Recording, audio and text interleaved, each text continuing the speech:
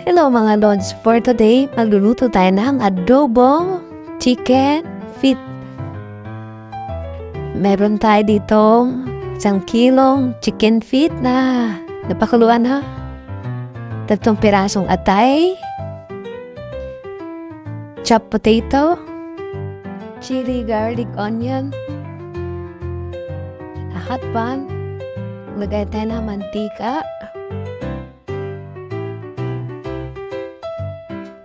then saute natin yung onion and the garlic. Yan, saute lang. Then add natin yung kung golden brown na add natin yung chicken feet. Kasi yan. Then mix lang natin mga Lods. Yan, mix lang.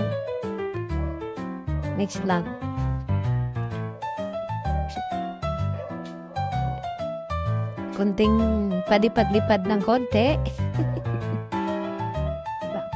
Yan. Para magpantay ang halo. Then, add water. Add enough water lang. Hindi ko sapul ang chicken feet. Then, add a bit soy sauce. Kunti lang. Depende sa inyo kung gaano ka dami. Then, nilagay ko na dito yung pinakuluang atay ng manok. Mamaya, i-mash natin yan para magkaroon ng creamy yung sauce. And then, nagkulo, lagyan natin ng suka. Then, huwag mo na haluin. Takpan lang. And then pagkakulo, nilagay ang chopped potato. Yan. Then, halo-halo lang. Tapos, takpan ulit. Lagay ka ng konting cubes. Pan.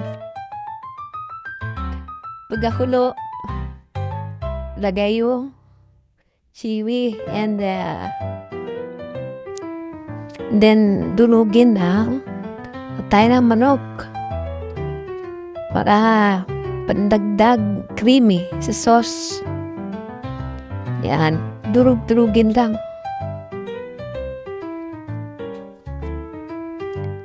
And then, para magkaroon pa ng konting lapot, add ka ng konting cornstarch.